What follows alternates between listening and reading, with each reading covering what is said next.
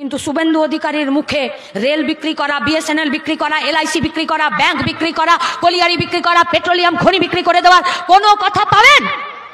কিন্তু দেখুন সীমান্তে পেট্রোপোলে গিয়ে এমন দৌড় করছে, মনে হচ্ছে যেন শুভেন্দু অধিকারী হাই জাম্প দিয়ে বাংলাদেশে চলে যাবে আর সংখ্যালঘুদের উপরে আক্রমণ সে বন্ধ করে দেবে। আরে गुजरात पर क्या हुआ, उस पर बात बोल सकोगे तुम?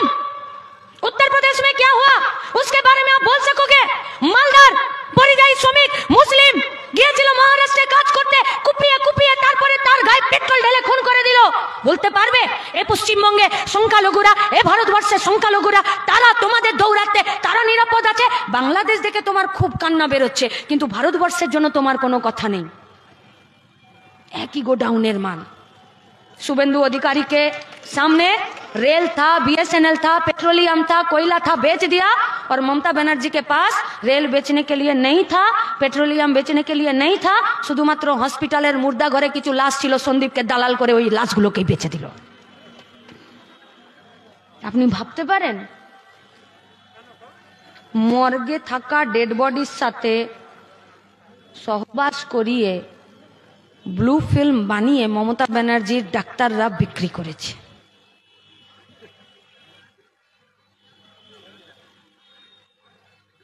আপনি ভাবতে পারছেন? এই পূর্ব মেদিনীপুরের অসংখ্য লোক আছে যারা মেটিয়া বুরুজে দর্জির কাজ করতে যায়, নন্দীগ্রামের, গোটা পূর্ব মেদিনীপুরেরই। वो लोग दर्जी का काम करते हैं, एक वक्त जाने के बाद उसका आंखों का रोशनी कम हो जाता है। ও ভালো করে কাটিং করতে পারে না, সেলাই করতে পারে না। उन लोगों का आंखों का मोतिया बिंद का ऑपरेशन होता है। মেটিয়া বুরুজে এরকম 20 জনের চোখের ছানির অপারেশন হলো, এক্সপায়ারি ডেটের সেলাইন চালিয়ে দিল, আর 20 জনের মধ্যে 20 জনই অন্ধ হয়ে গেল। ভরসা করতে পারবেন ডাক্তারদেরকে? যে কোনো হসপিটালে? আচ্ছা কোনোদিন ভেবেছেন যে খুব পেটে ব্যথা হচ্ছে, ডাক্তারের কাছে গেছেন, ডাক্তার বলল কি হয়েছে, হাতের নাড়িটা টিপে বললেন ডাক্তারবাবু পেটে খুব ব্যথা, 2 দিন ধরে খেতে পারছি না। ডাক্তারবাবু বলল জিভ দেখি, চোখ দেখি, পায়খানা ঠিক করে হয় কিনা, আর কোথায় ব্যথা হয় সব জানলেন, জেনে নিয়ে খসখস করে প্রেসক্রিপশনে 2টো ওষুধ লিখে দিলেন। আপনি তখন কোনোদিনও বলেছেন যে ডাক্তারবাবু কোর্ট পেপারে একটু লিখে দিন ওষুধের নামটা, প্রেসক্রিপশনে লিখলে হবে না? বলেছেন? বলেননি তো। কেন? কারণ ডাক্তারদের প্রতি ভরসা। বাবার কখনো হার্টের অপারেশন করার জন্য যখন স্ট্রেচারে বা অপারেশনের টেবিলে তুলেছেন, তখন ডাক্তারবাবুকে বলেছেন নাকি যে ভিডিওতে আগে বলে দিন যে আমার বাবা মরে গেলে যাতে আপনার কলারটা ধরে নিতে পারি? না, তখন ডাক্তারবাবুর হাত 2টো ধরে আমরা বলি ডাক্তারবাবু আমার বাবাকে বাঁচান, যা করতে হয় আপনি বলবেন আমি করব, আমার বাবা ছাড়া আমার কাছে কেউ নেই, আপনি আমার বাবাকে কোনো রকমে বাঁচান। ডাক্তারবাবু কি বলে? I try my level best, আমি আমার সর্বোচ্চ চেষ্টা করে দেখব। ডাক্তারের প্রতি ভরসা। ডাক্তারের প্রেসক্রিপশন নিয়ে কোনো জহুরিকে দেখাতে গেছেন, দেখুন তো ওষুধটা কি লিখেছে। ওষুধের দোকানে গেছি, প্রেসক্রিপশন দিয়েছি, বলেছি ওষুধ 2টো দিয়ে দিন। ওষুধের দোকানদার বলেছে দাদা দেখুন এই কম্পোজিশনের ওষুধটা পাওয়া যাচ্ছে না, একই ওষুধ অন্য কম্পোজিশনে আছে, অন্য কোম্পানির, দিয়ে দিন। ঠিক আছে দিয়ে দিন। চলবে তো? হ্যাঁ চলবে। কোনোদিন বলেছেন? ভরসা ডাক্তারের প্রতি, ডাক্তারের প্রেসক্রিপশনের প্রতি, ওষুধের দোকানদারের প্রতি।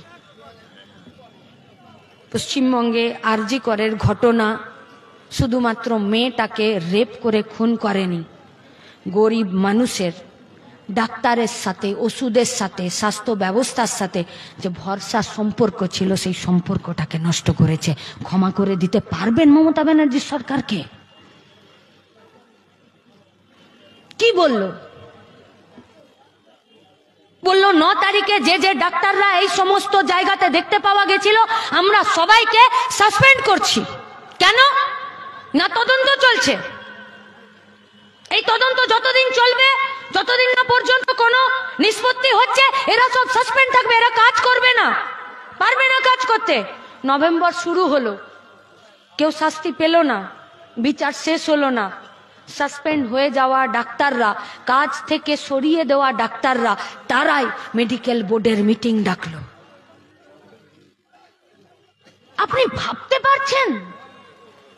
এতদিন শুনলাম সাদা খাতা জমা দিয়ে মাস্টার দিদিমণি হয়েছে, এখন শুনছি লাখ লাখ টাকা জমা দিয়ে ডাক্তার হচ্ছে মেডিকেল কলেজগুলোতে। ভরসাটা নষ্ট করে দিচ্ছে না ডাক্তারদের প্রতি, ট্রিটমেন্টের প্রতি? কত কষ্ট হয় বলুন তো 2 পয়সা রোজগার করতে। অনুব্রত, জ্যোতিপ্রিয়, পার্থ না হলে টাকা ইনকাম করা যায় আজকাল? 2 পয়সা ইনকাম করতে গেলে কোমরের খিল খুলে যাচ্ছে সংসার চালিয়ে। গরিব মানুষ সবার আগে যেখানে সব থেকে কম পয়সা খরচ করতে চায় বলে ছেড়ে দে, আজকে পেটে ব্যথা হচ্ছে, আজকে ওষুধ কিনবো না, কাল কিনবো, দেখে নি জ্বরটা যদি কমে যায় ওষুধ খাবো না, কিনবো না, হসপিটালে ভর্তি হব না। সব থেকে কম পয়সা খরচা করে হসপিটালে, ডাক্তারে, ওষুধে। সেই পশ্চিমবঙ্গে একটি ডাক্তার, একটি মেডিকেল কলেজের প্রিন্সিপাল, সে মর্গে থাকা ডেড বডি বেচে দেয়, কিংবা মর্গে থাকা ডেড বডির সঙ্গে সহবাস করিয়ে পর্ন ফিল্ম বানিয়ে বাজারে বিক্রি করে, আর নইলে এক্সপায়ারি ডেটের ওষুধগুলোর উপরে লেবেলটাকে তুলে দিয়ে আর নতুন কারেন্ট ডেট লিখে আর বেচে দেয়। আর তারপরে যখন আমাদের আন্দোলনে তাকে সাসপেন্ড করতে আমরা বাধ্য করি, তখন মমতা ব্যানার্জির সরকার তাকে প্রাইজ পোস্টিং দেয়, প্রমোশনাল পোস্টিং দেয়। বিপদ, বিপদ, বড় বিপদ, বিরাট বড় বিপদ। চাকরি নেই, রোজগার নেই। আর এই সব থেকে কি ভেবেছিল পশ্চিমবঙ্গের মানুষ? ডাকলো ওরা নবান্ন অভিযান ছাত্র সমাজের নামে, उसके बाद वो लोग বাংলা বন্ধের ডাক দিল। তারপরে মোহন ভাগবত এলো। কে মোহন ভাগবত? आरएसएस এর প্রধান। কি বললো এসে? বললো आरजी कर का इशू में ममता बनर्जी जो निर्णय लेगी, যা ডিসিশন নেবে আমি তাকে সমর্থন করব। কি ব্যাপার হলো? মোহন ভাগবত আরএসএস এর লোক এসে বললো মমতা ব্যানার্জিকে আমরা সাপোর্ট করে দেব, আর শুভেন্দুকে দেখলাম লিকোপ্লাস্ট লাগিয়ে মেদিনীপুরে ঢুকে গেল, আর সুকান্ত মজুমদার বালুরঘাট চলে গেল, একটা লাইন বললো না। সিবিআই গরু চুরির কেসের নিষ্পত্তি হলো, বালি চুরির কেসের নিষ্পত্তি হলো, কয়লা পাচারের কেসের নিষ্পত্তি হলো, সারদা নারদা কেসের নিষ্পত্তি হলো। এই পশ্চিমবঙ্গে একটার পর একটা মার্ডার হয়েছে। বকটুয়ে জীবন্ত পুড়িয়ে মেরে দিল সিবিআই, মাঝপথে যে ইনভেস্টিগেশন তা বন্ধ করে রেখে দিল। হলো না। আমাদেরকে বলল যে সিবিআই তো নিয়েছে, এবার তো আপনারা শান্ত হন। আমরা বললাম যে সিবিআই ফিরে নিজেদের বিশ্বাসযোগ্যতা ফিরে পাবার জন্য জায়গা পেয়েছে পশ্চিমবঙ্গের মানুষের বিশ্বাসযোগ্যতা অর্জন করার। দেখিয়ে মমতা ব্যানার্জির তৈরি করা উঠোনেই সিবিআই নাচছে, তার বাইরে যেতে পারছে না, কাউকে আর ধরতে পারলো না। তাহলে সিবিআই তো কেন্দ্রের সরকারের, সিবিআই তো বিজেপির, সিবিআই তো শুভেন্দু সুকান্ত মজুমদারদের, সিবিআই তো দিলীপ ঘোষদের। তাহলে কেন ঝাড়খণ্ডের হেমন্ত সোরেন অ্যারেস্ট হয়ে যেতে পারে, অন্যান্য রাজ্যের যারা মুখ্যমন্ত্রীরা আছে তারা অ্যারেস্ট হয়ে যেতে পারে, কিন্তু মমতা ব্যানার্জি বহাল তবিরতে থাকতে পারে? আরে মমতা ব্যানার্জি দেখতে ভালো বা খারাপ, শুভেন্দু দেখতে ভালো বা খারাপ, তাতে আমাদের কিছু যাই আসে না, কিন্তু ওদের নীতিতে, ওদের দুর্নীতিতে, ওদের অপনীতিতে আজকে আমাদের দমটা বন্ধ হয়ে আসছে। আমি আপনাদের কাছে শেষ আবেদন করে আমার কথা শেষের দিকে নিয়ে যাব। আরজি করের ডাক্তার মেয়েটার মাটা কাঁদতে কাঁদতে চিৎকার করে বলছে, সিবিআই আমাকে অনেকবার জিজ্ঞেস করেছে আমার বয়ানটাকে লেখেনি। আরজি করের মা বলছে আমার মেয়েটা সেদিনকে গোলাপি রঙের কুর্তি পরে গেছিল, কিন্তু নিচেও কোমর অবধি তার একটা প্যান্ট ছিল। মেয়েটা যখন মরে গেল, আমি যখন মেয়েটাকে মরার খবর পেয়ে 3.5 ঘন্টা বসার পরে যখন আমি গেলাম আর পরে শুনলাম, তখন পুলিশ বলল যে মেয়েটার উপরে শুধু গোলাপি রঙের কুর্তিটা ছিল আর নিচের দিকটা ন্যাংটা ছিল। একটা মাকে, একটা বাপকে তার ডাক্তার মেয়ের জন্য এই কথাগুলো কানে শুনতে হচ্ছে। একটা বাপকে, একটা মাকে, তার ডাক্তার মেয়ে যে তার শেষ বয়সের ভরসা, খুব যত্ন করে খুব কষ্ট করে বড় করেছিল, সেই মেয়েটার গলার হাড়টাকে ভেঙে দিয়েছে। যেদিনকে প্রথম শুনেছিলাম পোস্টমর্টম রিপোর্টে, যেদিনকে গাড়ি আটকেছিলাম, তারপরে যে পেলভিক বোন ভেঙে গেছে, গুগলে সার্চ করেছিলাম হোয়াট ইজ দ্য পেলভিক বোন। বলল কোমর থেকে নিচের যৌনাঙ্গ পর্যন্ত এখানে যে হাড্ডিটা থাকে সেটার একটা অংশ পেলভিক বোন। এটাকে যদি বুলডোজার দিয়ে পেস্ট করে দেয় তবে গিয়ে ওই পেলভিক বোন ভাঙে, নইলে ওই পেলভিক বোন ভাঙে না।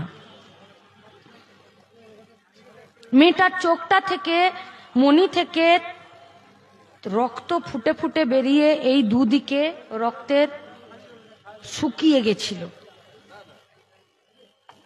মেয়েটার চুলটা গোছা গোছা ছেঁড়া হসপিটালের এদিক ওদিক পড়েছিল। এই আমি যেমন দাঁড়িয়ে আছি, আমি যদি অ্যাথলেটিক্স হই তাহলে আমি দুটো পা দুদিকে করতে পারবো, কিন্তু মেয়েটি ডাক্তার ছিল, মেয়েটির ঠ্যাং দুটো চেরা ছিল। এই আমার মাথাতেও এখনো একটা ক্ল্যাচার ক্লিপ আছে চুলটাকে ধরে রাখার জন্যে। ডাক্তার মেয়েটির মাথাতেও একটি ক্ল্যাচার ক্লিপ ছিল। মেয়েটির মাথার ক্লিপের আধা অংশ মেয়েটির গোপন অঙ্গের কাছে পড়েছিল।